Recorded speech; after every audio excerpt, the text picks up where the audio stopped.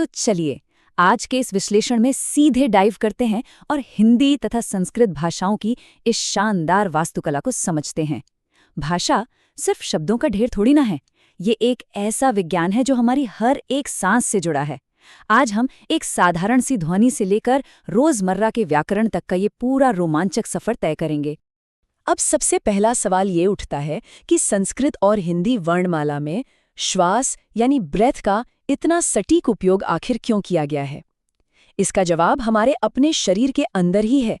भाषा की नींव हवा की उस हलचल में छिपी है जो हमारे फेफड़ों से बाहर निकलती है, जिसे महसूस करना सच में किसी जादू से कम नहीं है। इसे ना एक छोटे से प्रयोग से समझते हैं। अपने मुंह के आगे हाथ रखिए और बोलकर देखिए क और फिर बोलिए ख। फर्क महसूस हुआ?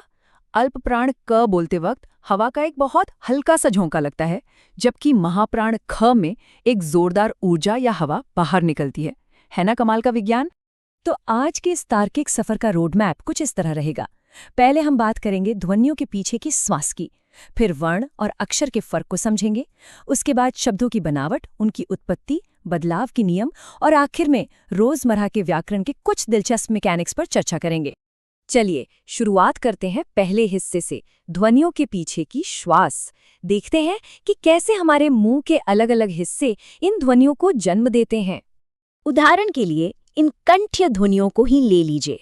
जब हम क और ख कहते हैं तो ध्यान दीजिए कि ये ध्वनियां सीधे हमारे गले यानी कंठ से निकल रही हैं। यह इनका एकदम सटीक फिजिकल ओरिजिन है।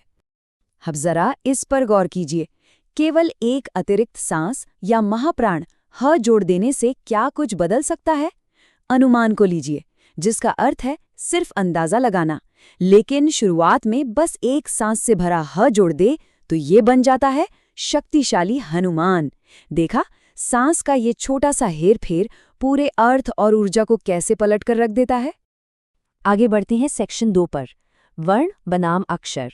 अब देखते हैं कि हवा की इस श्वास को आखिर कागज पर उतारा कैसे जाता है।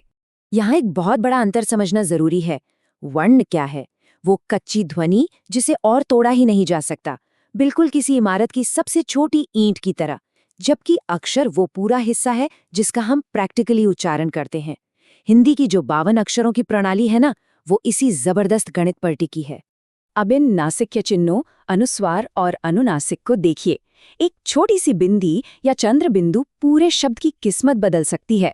हंसना, जिसका अर्थ है एक पक्षी, और हंसना यानी मुस्कुराना, फर्क सिर्फ एक बिंदु का है, लेकिन मतलब जमीन आसमान का अलग है। यही तो खूबसूरती है इस भाषा की। भाषाई सीढ़ी पर थोड़ा और ऊपर चढ़ते हैं। सेक्शन 3, शब्दों की संरचना। परिभाषा कहती है कि एक से अधिक ध्वनियों के मेल से बने सार्थक ध्वनि समूह को शब्द कहते हैं। इसे आसान भाषा में समझें तो अक्षरों के किसी भी रैंडम भीड़ को हम शब्द नहीं कह सकते। उसे शब्द कहलाने के लिए अपना एक सार्थक मतलब देना ही होगा, वरना वो सिर्फ एक शोर बनकर रह जाएगा। जैसे किताब शब्द के निर्माण को ही देख लीजिए। क, ई, त, आ, ब।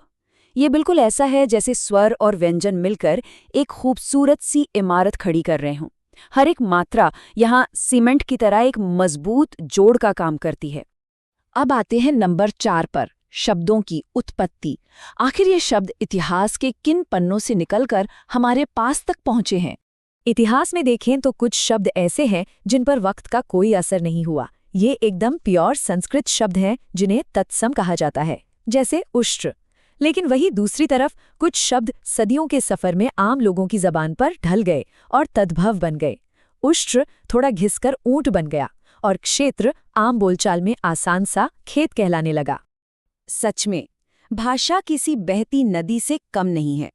इसने लोटा और खुरपा जैसे ठेठ देशज शब्दों को अपनाया, जो बिल्कुल हमारी मिट्टी से जन्मे हैं, और साथ ही व्यापार और इतिहास के रास्तों से आए स्कूल और खून जैसे विदेशी शब्दों को भी ऐसे गले लगाया कि आज वे हमें अपने ही लगते हैं।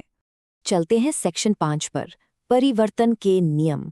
जब ये सारे शब्द वाक्यों के मैदान में उतरते हैं तब इनका बर्ताव कैसा होता है? यहाँ दरअसल 2 तरह के खिलाड़ी होते हैं। पहले हैं विकारी शब्द, जो बड़े लचीले होते हैं और स्थिति के अनुसार तुरंत रूप बदल लेते हैं, जैसे लड़का से लड़के बन जाना। और दूसरे हैं अविकारी शब्द, जो सच में बेहद जिद्दी होते हैं। चाहे जेंडर बदले, चाहे नंबर, ये टस से मस नहीं होते और हमेशा एक जैसे ही रहते हैं।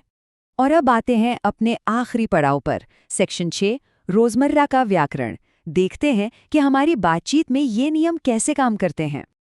अंग्रेजी के प्रेपोजिशंस के बिल्कुल उलट हिंदी में हम इस्तेमाल करते हैं परसर्ग या पोस्टपोजिशंस, जैसे में, पर, को, से और के लिए।